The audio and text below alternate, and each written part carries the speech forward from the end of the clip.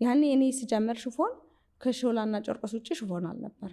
በቃ የሚታወቀው ጨርቆሽ፣ ሾላ እና እናቶች ብቻ ናቸው የሚለብሱት። ትላልቆች በቃ ይሄ ወጣቶች አልተለመደም ነበር። 22 ጋር የመጀመሪያ ብራንቼ 22 ጋር ትንሽ የሱቅ ከፈትኩ። ግን ብዙ ጊዜ ተመላልሼ ነበር ህንድ። በቃ በየጊዜው ኦርደር ይኖረኛል። በቃ ጥሩ ሆነ። በቃ ጨርቅ የምታመጪው ከዛ ሆነ። ሱቁ ላይ አንደኛ ፎቅ ላይ ስለነበረ ብዙም ስራ አልነበረውም። ግን ትንሽ በቃ ሰው በሰው ይመጣ ነበር።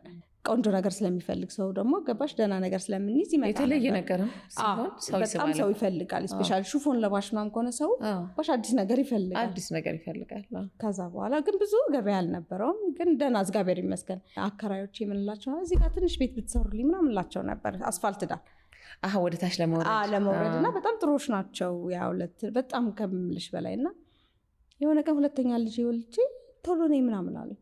ክርስትና ልክ እንዳሳለፍኩ እንደጨረስኩ ነበርና ሲሄድ በቃ ይሄ ሰርተንልሻል።